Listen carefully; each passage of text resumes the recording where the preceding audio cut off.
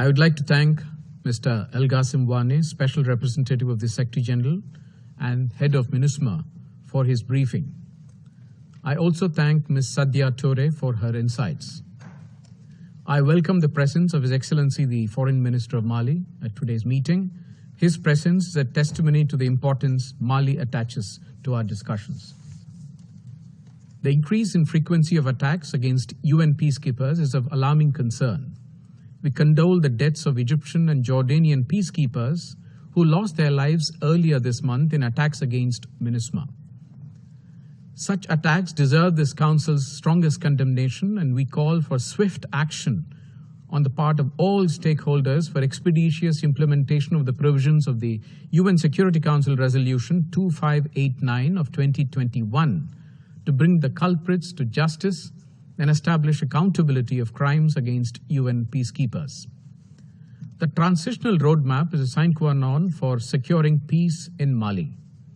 The absence of clear understanding on the transitional roadmap to restore constitutional order is having an adverse impact on MINUSMA's activities as well as on the implementation of the 2015 Peace and Reconciliation Agreement. We appreciate the ongoing engagement between ECOWAS and the Malian transitional authorities and hope for a swift understanding on the transitional roadmap, including on a monitoring mechanism. This roadmap needs to be realistic and objective, factoring in genuine operational challenges. The continuous attack on the MINUSMA peacekeepers, civilians, and security forces in Mali demonstrates the grave security threat posed by terrorist groups such as Jamaat Nusratul Islam wal Muslimin and Islamic State of Greater Sahara, some of whom are inspired by the terrorist ideologies of Al-Qaeda and ISIL. These terrorist groups continue to expand their operations not only in Mali and the Sahel region, but also in other regions of the African continent. The tri-border region of Mali, Niger, and Burkina Faso has become a hotspot of terrorist groups due to the security vacuum created by the departure of international forces. This situation is further complicated by the lack of cooperation amongst the internal stakeholders of the joint force of G5 Sahel. In this context, let me submit the following 5 issues for consideration by this Council. First, the challenge of terrorism in Mali needs to be accorded high priority and treated with the same level of urgency as other global hotspots that face the scourge of international terrorism.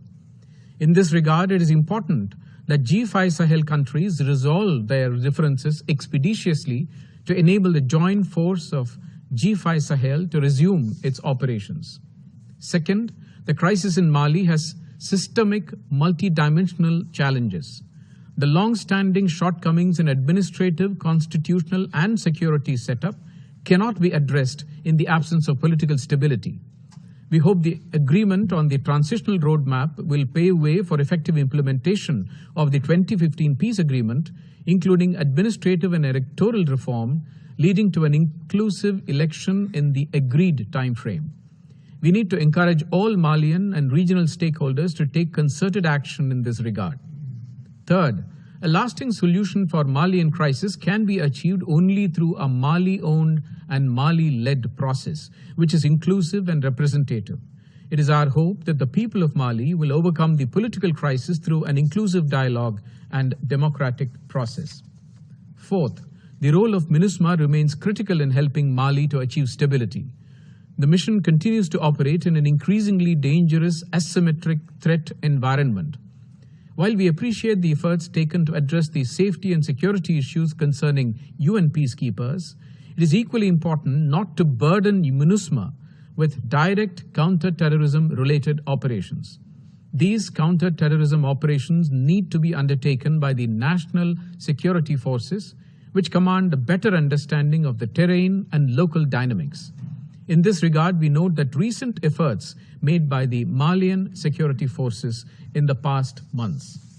Fifth, we have also noted the concerns raised by MINUSMA with respect to the capacity gaps arising due to the withdrawal of international forces. The safety and security of peacekeepers is of utmost priority for us, and therefore, we see value in augmenting the troop ceiling as proposed by the Secretary General in July 2021, so that MINUSMA is able to protect its personnel, convoys, and camps and deliver its mandate effectively. However, such augmentation should be supported by providing MINUSMA adequate additional resources. In conclusion, India continues to remain closely engaged with Mali, including in numerous capacity-building programs, such as scholarship for higher studies and professional training in India, including in defense and security-related areas. India remains steadfast in supporting the people of Mali in their quest for enduring peace, security, and development. It is important that the international community stands in solidarity with the people of Mali in these challenging times. I thank you.